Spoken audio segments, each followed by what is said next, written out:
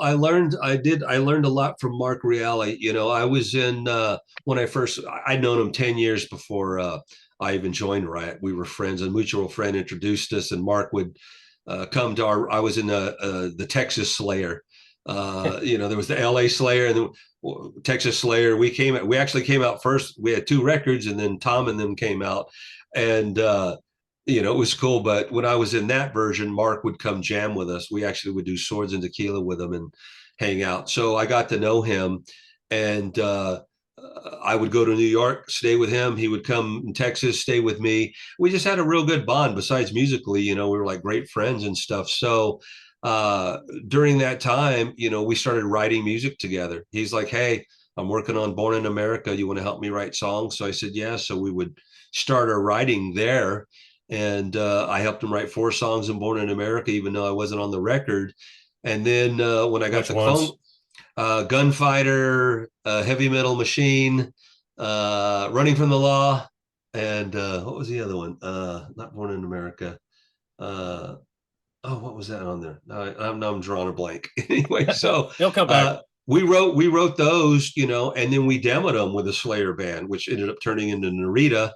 Mark did a solo band, so that's when we started writing music together. Narita, we wrote Thundersteel and Fight or Fall and Crimson Storm, and then we took them with us because after we made the change from Riot Rock to Riot Power Metal, we took some of that solo stuff. So that's kind of where my writing you know, started changing because in Slayer, you know, we were doing just, you know, straight up power metal.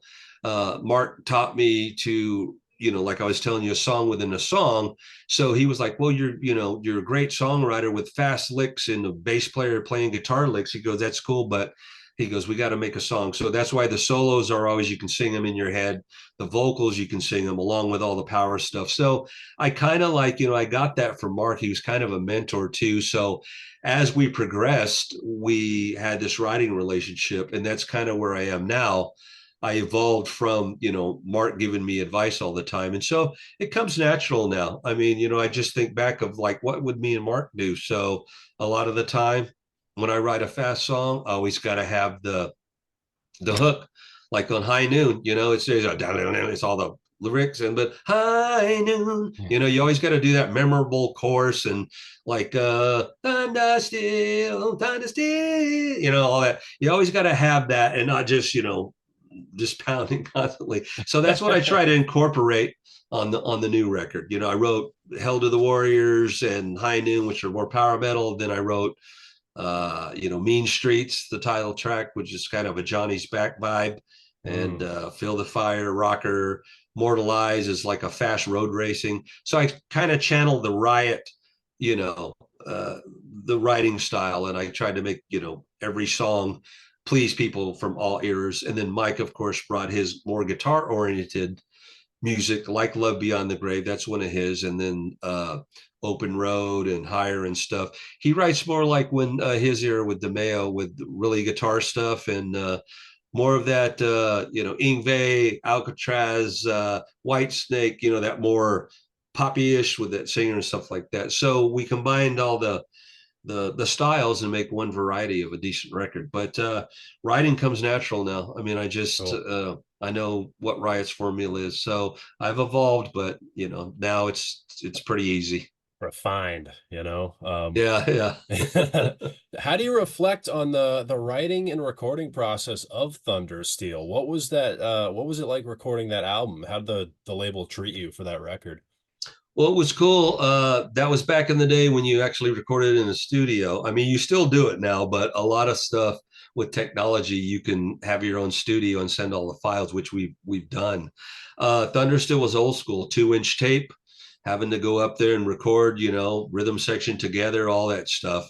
It was really cool because, you know, when I joined Riot, I was on the second half of Born in America, and then when we made the switch, you know, Mark was, you know, we had already been writing and he knew, you know, all the stuff that we had written from Narita, like, you know, Thunderstill and all that stuff. So it was, you know, it was one of those things where we made the change, you know, and we were going like, well, you know, we were hard rock, but then Priest was rising up Iron Maiden, new wave of British heavy metal. We got to keep up with the Joneses. So let's make a Fire Down Under on steroids, like something fast but melodic. So that's when that came about. And we moved back to New York from LA, and we started using the Pass Management, and they produced it. And we did demoing, and they sent like 4 songs, and we had interest from Polygram. And then we ended up going with CBS, and we were happy. At the time, Michael Jackson and Springsteen were on that label. We're like, wow. So, it was great. We recorded it in Green Street Studios in New York City, where they recorded every record from Rock City to Fire Down Under, all that stuff. So it Wow. was cool. So we recorded Thundersteel there, same producers from all the records, and we gave it to CBS. We were like, wow, this is great. And they put it out, and they were in back of it. And a lot of people were like, wow, this is Riot. This is a little bit different, and it's a change. But as long as you have good music, I think people will dig it. I mean, when they got a bluesy singer after Guy Speranza, Brett Forrester, everybody was like, what the hell is this? It's a different. And then when we went power metal, they're like, what is this? So, but we toured and we put out Thundersteel, then we put The Privilege of Power out, and the band was kicking ass, and we were touring and stuff, and it was cool. It was a different era of Riot and writing style and stuff, and that's what we continue on now. The 5th chapter is from Thundersteel on. That's why people, I'm like, I'm not the original member, but I'm the original member from Thundersteel with what we're doing, because we play 90% of my songs from Thundersteel and the new Riot 5 stuff. But like I said, you got to do a handful of the classics for the fans. But it's just one of them things where you're just out there playing